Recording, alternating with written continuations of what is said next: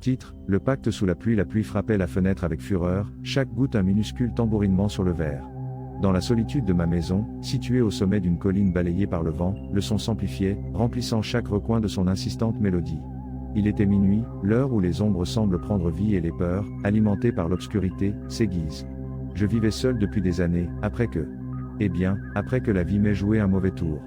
Le silence était devenu mon compagnon constant, un écho sourd des rires et conversations qui remplissaient autrefois cet endroit. J'essayais de ne pas y penser, je me réfugiais dans les livres et dans la contemplation du paysage qui m'entourait. Mais les nuits comme celle-ci, avec la tempête déchaînée, les fantômes du passé se réveillaient et me tourmentaient sans pitié. Soudain, un coup sec, résonnant, interrompit le lament monotone de la pluie. Un coup à la porte. Mon cœur fit un bond. Qui cela pouvait-il être à cette heure, au milieu d'une telle tempête ? Je me levai avec prudence, le craquement du bois sous mes pieds sonnant extrêmement dans le silence. Je m'approchai de la porte et regardai par le judas. La vision était floue, déformée par les gouttes d'eau qui tourbillonnaient sur le verre. Malgré tout, je pus distinguer une silhouette sombre, haute et mince, enveloppée dans ce qui semblait être une longue cape. Je ne reconnus personne. J'hésitais. Je n'attendais pas de visite, encore moins à cette heure. Devais-je ouvrir ? La curiosité, mêlée à une crainte primaire, me rongeait de l'intérieur. Après quelques secondes de doute, je décidai d'ouvrir la porte, une simple fente, avec la chaîne mise. « Qui est-ce » demandai-je d'une voix tremblante. Une voix douce, mielleuse, répondit depuis l'obscurité. C'était une voix qui semblait caresser l'âme, mais qui en même temps émettait une vibration étrange, inquiétante. « J'ai ce dont tu as besoin, » dit la voix, avec un ton séducteur qui me glaça le sang. « Me laisses-tu entrer » La pluie redoublait, et la figure devant la porte restait immobile, comme une statue d'ombre. « Qu'est-ce dont j'ai besoin » balbutiai-je, sentant un frisson me parcourir l'échine.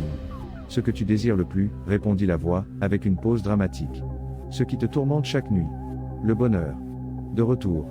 Le bonheur. » Le mot résonna dans mon esprit comme une promesse tentante, un mirage dans le désert de ma solitude. Mon esprit s'embrouilla, la raison luttant contre le désir. Était-ce possible ? Était-il possible que cette personne, ou quoi que ce soit, ait la clé pour ouvrir les portes de mon passé et me rendre ce que j'avais perdu ?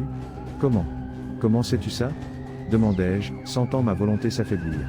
Je sais tout sur toi, dit la voix, avec un sourire que je pouvais sentir même si je ne le voyais pas. Je connais tes rêves, tes peurs, tes regrets. Je sais ce que tu es prêt à faire pour retrouver le bonheur. J'ouvris un peu plus la porte, la chaîne toujours mise, et je pus voir plus clairement la silhouette. Elle portait un chapeau qui lui cachait le visage, et la cape sombre ondulait avec le vent. Je ne pouvais pas distinguer ses traits, mais je sentais qu'elle m'observait avec une intensité pénétrante. « Qu'est-ce que tu veux en échange ?» demandai-je, sachant que rien n'est gratuit dans ce monde. « Une petite faveur, » répondit la voix, avec un ton qui devint légèrement plus âpre. « Un petit sacrifice. Quelque chose dont tu n'as plus besoin. »« De quoi parles-tu » demandai-je, sentant la peur me paralyser. « Ton âme, » répondit la voix, sans hésiter. « En échange de ton bonheur, je veux ton âme. » Le silence s'empara de l'atmosphère, seulement interrompu par le rugissement de la tempête. Mon cœur battait fort dans ma poitrine, comme un tambour frénétique. L'offre était tentante, mais le prix était trop élevé. « Non, » dis-je avec fermeté, en claquant la porte. « Je ne ferai pas un pacte avec le diable. » J'entendis un rire doux, glaçant, qui résonna dans mes oreilles tandis que je fermais la porte à clé et tirais le verrou. Je m'éloignai en tremblant, sentant que la présence maligne était encore de l'autre côté. Je passai le reste de la nuit éveillé, écoutant le vent hurler et la pluie frapper la fenêtre. La figure devant la porte était partie, mais la sensation d'être observé persistait. Le lendemain matin, la tempête avait cessé. Le soleil brillait avec force, illuminant le paysage lavé et frais. Je sortis dans la rue, sentant le besoin de respirer l'air pur et de m'éloigner de l'obscurité de la nuit précédente. C'est alors que je le vis.